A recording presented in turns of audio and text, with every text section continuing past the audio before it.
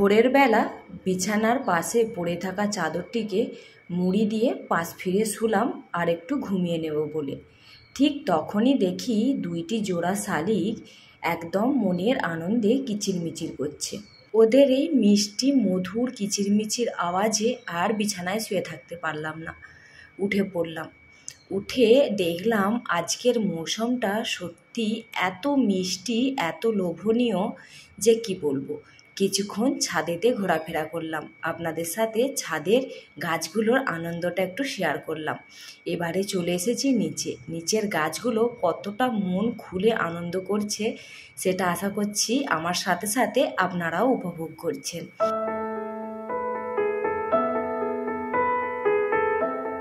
নমস্কার বন্ধুরা, আমি রিঙ্কু। কেমন আছেন আপনারা সবাই? আশা করছি আপনারা সবাই ভালো আছেন। আপনাদের ভালোবাসায় আমার পরিবারও সবাই খুব ভালো আছে। আরএস ফ্যামিলি সুন্দর আরও একটি ব্লগে আপনাদের সকলকে অনেক অনেক স্বাগত আর ভালোবাসা জানিয়ে আজকের ব্লগটি ঠিক এই সময় থেকে শুরু করলাম, আপনাদেরকে সাথে নিয়ে, আপনাদেরকে পাশে নিয়ে। আশা করছি প্রতিদিনের মতো আজকের ব্লগটিও আপনাদের ভালো লাগবে। চলুন তাহলে সাথে থাকুন, পাশে থাকুন, ব্লগটি দেখতে থাকুন। এখন কিন্তু ঘড়িতে সময় হচ্ছে ঠিক 7টা। এরই মধ্যে কিন্তু সমস্ত কাজকর্ম গুছিয়ে নিয়ে জামা কাপড় ধুয়ে মিলেও দিয়েছিলাম। তারপরে দেখলাম প্রচণ্ড পরিমাণে বৃষ্টি নেমেছে, সেই কারণে জামা কাপড়গুলো তুলে নিয়েছিলাম। আবার কিছুক্ষণ পরে দেখলাম বৃষ্টিটা থেমে গেছে। তারপরে সুন্দর করে আবারও একবার পোছা লাগিয়ে আর এই তো এখানে বসেছি একটুখানি হাতে কলমে আজকের দিনটা কি করব সেগুলোকে কাগজে কলমে লিখে নিতে। এইভাবে লিখে রাখলে কিন্তু আমাদের দৈনন্দিন জীবনে কাজ করতে অনেকটা সুবিধা হয়। আর আমি এইদিকে লিখছি আর ওইদিকে আমার বড় মেয়ে উঠে কিন্তু চলে এসেছে, সেই জন্য এবারে উঠে পড়লাম। মোটামুটি ওকে একটুখানি নাস্তা করিয়ে দিলাম। নাস্তা দিয়েছি ওকে দুধ আর বিস্কুট। তারপরে আমি একটুখানি চা নিয়ে নিচ্ছি। অবশ্য হাজবেন্ডকে আর বড় মেয়েকে দুজনকে একসাথে দিয়েছিলাম। এখন শ্বেতামা আর আমরা দুজনে একসাথে নাস্তাটা করে নেব। নাস্তা বলতে ওই তো চা আর বিস্কুট, আর শ্বেতামার জন্য নিয়ে নিলাম একটা ব্ল্যাক ম্যাজিক বিস্কুট আর 1 কাপ দুধ, যেটা ও এই কাঁসার বাটিটাই খেতে খুবই পছন্দ করে। আর এইদিকে আমি নিয়ে নিলাম 1 কাপ গরম গরম চা।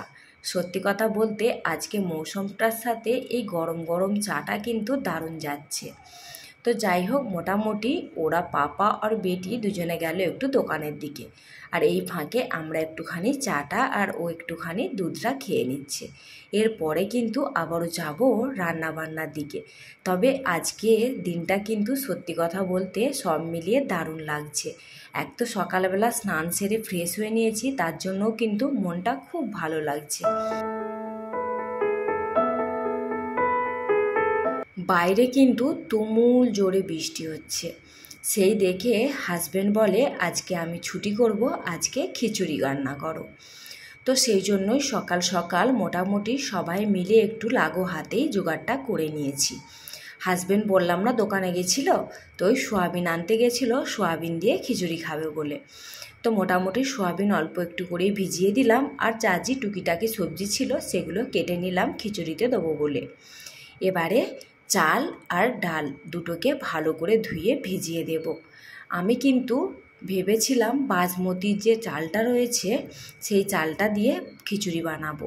পরে দেখলাম ওই চাল দিয়ে কিন্তু মুগের ডাল দিয়ে খিচুড়িটাই ভালো লাগবে, সেই জন্য ওই চালটাকে না দিয়ে এই প্রতিদিন যেই চালটা ইউজ করি সেই চালটা দিয়েই মানে খিচুড়িটা বানিয়ে নেব। 2 রকম ডাল দিচ্ছি এখানে। এইটা দিলাম অড়হর ডাল, আর অল্প একটুখানি মসুরির ডাল ছিল সেটাকেও দিয়ে দেব। দোকান তো গেছিলো, কিন্তু আমার মসুরির ডালটা আনতে বলতে একদম মনে ছিল না। তো যাই হোক, মোটামুটি 2 রকম ডাল দিয়ে মিশিয়ে ভালো করে ধুয়ে নেব। অবশ্য এই চাল আর ডাল ধোয়া জলটা একদমই কিন্তু আমি ফেলে দেব না। যতই বৃষ্টি হোক না কেন এই জলটাকে আমি রেখে দেব গাছের গোড়াতে দেওয়ার জন্য। এই সমস্ত জলগুলো কিন্তু গাছের পক্ষে খুবই উপকার। তারপরে এই এখন বৃষ্টি হচ্ছে বলে যে 2 ঘন্টা পরে বৃষ্টি হবে তার কিন্তু কথা নেই। আমাদের এইখানে বৃষ্টিটাও কিন্তু ওই মানে ছিটে ফোটা মতো ঝট করে একবার চলে এলো, আর সারাদিনে তারপরে এত রোদের তাপমাত্রা বাড়িয়ে দেবে যে বলার কথা না। তো যাই হোক, ওইদিকে জলটা রেখে দিলাম আর ওইদিকে চালটাও ভিজিয়ে দিলাম। ততক্ষণে এইদিকে একটুখানি পটল আর বেগুন কেটে নিয়েছি ভাজা করব বলে। তো খিচুড়ির সাথে দেখবেন পটল আর বেগুন ভাজাটা কিন্তু খেতে দারুণ লাগে। তো মোটামুটি এইখানে নুন, হলুদ আর লঙ্কা গুঁড়ো দিয়ে মাখিয়ে কিছুক্ষণ রেখে দেব। আজকে আমার এই পর্যন্ত ব্লগটি আপনাদের কেমন লাগলো অবশ্যই কিন্তু একটা কমেন্ট করে জানাতে ভুলবেন না। যদি বেশি ভালো লেগে থাকে তো প্লিজ একটা লাইক করে দেবেন। আর যদি আমার কোনো নতুন বন্ধু আজকে আমার এই পর্যন্ত ব্লগটি দেখে থাকেন, আপনাদের কেমন লাগলো সেটা কিন্তু একটা ছোট্ট করে কমেন্ট করে জানাবেন। আর যদি এই ব্লগের মধ্যে দিয়ে কোথাও একটুখানি আপনাদের মনকে জয় করতে পারি, তাহলে কিন্তু অবশ্যই করে চ্যানেলটিকে সাবস্ক্রাইব করে আপনাদের আত্মীয় পরিজন বন্ধু বান্ধবদের মধ্যে পারলে শেয়ার করে রাখতে পারেন। আর যারা অলরেডি এই কাজটা করে রেখেছেন তাদের তো অনেক অনেক ধন্যবাদ আর ভালোবাসা জানাচ্ছি। এইদিকে আপনাদের সাথে কথা বলতে বলতে কিন্তু মোটামুটি বেগুনটা ভাজা হয়ে গেল। আর কড়াতে কালকে রাত্রে কিছু পকোড়া বানিয়েছিলাম, তো সেই তেলটাই রয়ে গেছিলো, তাতে আরেকটু তেল দিয়ে মোটামুটি এই ভাজাগুলো কমপ্লিট করে নিচ্ছি। রাত্রের দিকে একটু আধটু অমলেট বা একটু আধটু কোনো কিছু ভাজাভুজি করলে না ওই কড়াইটা আর মাজি না, রেখে দিই পরের দিনে রান্নাবান্না করে একবারে মেজে নিই। আর দেখলেন বললাম বৃষ্টি হলেও কিন্তু পরে যে কিছুক্ষণের মধ্যেই বৃষ্টি থেমে যাবে না এমনটা কিন্তু কথা নেই। আর এখন আমি ভয়েস ওভারটা দিচ্ছি বিকালবেলা, তারপর থেকে কিন্তু আর বৃষ্টি হয়নি। এত পরিমাণে রোদের তেজ হয়ে গেছে, সকালবেলাটা দেখে মনে হচ্ছিল হয়তো এই এক সপ্তাহকালের নিম্নচাপটা চলবে, মানে ওয়েদারটা দেখে মনে হয়েছিল। কিন্তু বন্ধুরা 10টা বাজতে না বাজতেই এত রোদের তাপমাত্রা বেড়ে গেছে যে কি বলবো। তো যাই হোক, মোটামুটি এইদিকে সমস্ত রকম সবজিকে ভাজা ভাজা করে নিলাম, দিয়ে এখানেতে সব রকম মশলাকে একটা বাটিতে আমি মিশিয়ে নিয়েছিলাম, সেটাকে দিয়ে দিলাম। তবে একদমই কিন্তু মোটামুটি ওই নিরামিষই বলতে পারেন, এতে কোনো রকম রসুন আদা এসব দেওয়া হচ্ছে না। তো এতে পরিমাণে ধনের গুঁড়োটা কিন্তু আমি বেশি দিয়েছি। আর এতে যেটা মানে টেস্ট হবার জন্য দেব সেটা হচ্ছে ম্যাগি মশলা, যেটা মানে প্যাকেট ম্যাগি মশলা পাওয়া যায়, ম্যাগিতে যে মশলাটা থাকে সেটা কিন্তু না। তো যাই হোক, মোটামুটি চাল আর ডালটা যে ভিজিয়ে রেখেছিলাম সেটাকেও এবারে অ্যাড করে দিলাম কিছুটা সবজিটা কষিয়ে নিয়ে। তারপরে মোটামুটি পরিমাণ মতো জল দিয়ে ঢাকাটা দিয়ে দিলাম।